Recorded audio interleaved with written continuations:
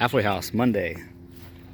Get a lot of questions on how you fit a G56 in a first-gen Dodge, and I will tell you how. I did a second-gen starter and adapter plate, 96 I believe. Third-gen clutch kit from Valair with third-gen hydraulics. Obviously I used an 06 G56, all of them are the same. Well, physically they're the same. The 6.7s have a better gear ratio, so if you got 410s, don't put a G56 in. I got 354s and it's still pretty bad.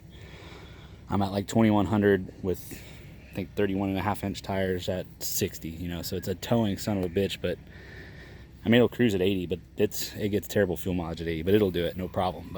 And it runs great at 80. But anyway, so transfer case, mine was already 5-speed, so I already had a 29 spline MP205. If you have an automatic, you're gonna have to get a adapter coupler, or to go from a 23 spline to a 29 spline, or just find a 29 spline 205, which is about impossible to find.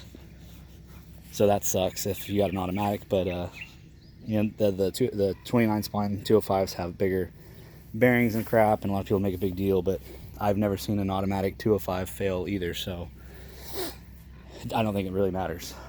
I had stock exhaust on it still, which hit the transfer case. I had to cut that off, and then I just went with a FlowPro 4-inch with muffler, and it fits perfect. I highly recommend FlowPro over Diamond Eye, if not just for the clamps alone. Oh, what else? So drive shafts, obviously you got to shorten the rear, you got to lengthen the front, get them professionally done, because you know, I see people make crooked ass cuts and then they fucking weld up, and then, you know, then they end up taking it to a shop anyway. Just take it to a shop that knows what they're doing, they can balance it and everything. Highly recommend that. What else? If you have a two-wheel drive, you're gonna have to get a speed sensor reading from, I don't know if you're gonna be able to see it in here, that, and probably use a Dakota Digital or something to grab the signal from, and then you can you know, basically wire that to your Speedo. I don't know all the, you know, ins and outs of that because I've never done it. With four-wheel drive, you can just use the stock, you know, speed sensor off the transfer case, since you're using the stock transfer case. Crossmember, that's where it mounts stock. I moved mine back about, I don't know, 6 inches or so. As you can see, it's an extremely tight fit in here. I used a, I don't know if you're gonna be able to see it, but I used a it's a big bastard.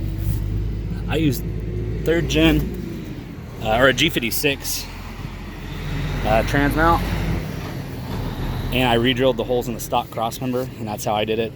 You can also make a plate and use stock first gen mounts, but they're usually trashed, so if you go that route, get new mounts, because those are almost always trashed.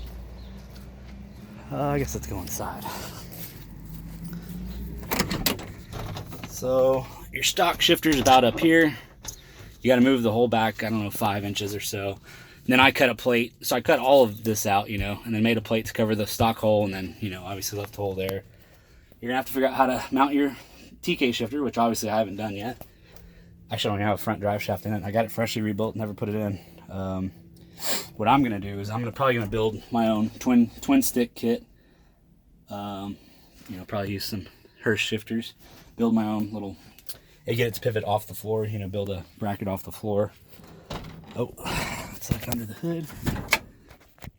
Oh, you have to beat your floor a pretty good amount. I went a little overkill because I didn't want to test fit this thing a million times, because it was in the summer and I was doing it after work where I was already tired of shit. And anyway, so you have to do a good amount of massaging. And this little that little pinch weld, that flange, I don't know if you can see it, but you got to beat some of that out. The G56 starters fit between the frame, plenty of room. These fuel lines, I got my stock one capped off, but I just bent those out of the way just to cut here, and they fit good. What else? Third gen hydraulics fit, they screw right into the stock deal. As you can see, this isn't perfectly up and down. I've never had any issues. This won't fit in the stock holes. I honestly just put this here temporarily, and then I've just left it. It's been fine. So I wouldn't worry about that. If you have a 92 or a 93, you have the plastic quick connect lines that go directly in the way of the starter. You'll have to relocate those. No big deal. I guess that's about it. It's so much more fun to drive. It's so much easier to drive. It's so much better to tow with. The only thing that sucks is the overdrive. I would definitely try to find an 07 and up G56 with a better overdrive and better gearing overall. The only thing I don't like is, I think, like, if you got a loaded trailer, and you're trying to maneuver in a tight spot, the reverse is just too high. I mean, if you could put it in low, which I guess I could, I built a shifter, but if you could put it in low, I mean, I wish the reverse gear was, twice as low. Real quick, there's one more thing that might save you some headache. I'll show you. Trying to make this like an all-inclusive video so you don't have to search for shit. Of course, Slow Riley gave me the wrong pads for this turd. So this is a G56. This is a Cummins one, and that's a Hemi one. They're identical except for the bell housing and input shaft, as far as I can tell. So this little loop here has to be cut flush. Luckily, somebody told me that before I did mine. I did mine. There was only a couple people that did it, so I did as much reading shit as I could. If your boot is fucked up, buy a new boot. I didn't think it was a big deal until you fucking leak oil all over God's green earth. What else? See, that's the mount I use. See, it's got 3. They're all flat though, so I think these fit the stock holes. You might have to enlarge them a little bit if I remember right, and then you just have to drill this one.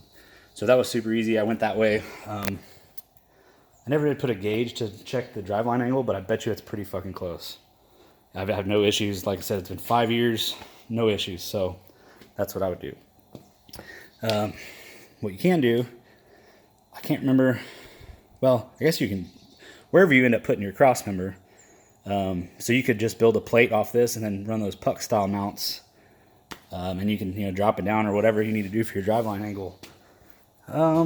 So that's it there. What else? Oh, one more thing. If you got a 2-wheel drive, I would find a 4-wheel drive crossmember and run that. The 2-wheel drive crossmembers, I wish I had one here, but I don't think I do. They're real weird shaped, and they have the weird trans mount. I don't think they're even worth fucking with. Just get a 4-wheel drive one. They're super simple. They're flat. And they work perfect, no matter what mount you use. So that's my suggestion. I think I covered everything, all the little tricks and tips that I can think of. They just run so good. They shift so smooth. Anyway, if I missed anything, let me know. If you have any questions, ask away. If you have any corrections, then, correct me. I try to go through these videos fast. Sometimes I get sidetracked and forget shit or say extra shit or say the wrong shit. So, or if you want to buy this turd, come get it. Or that turd. Anyway, G56, 1st gen. Do it. See y'all later.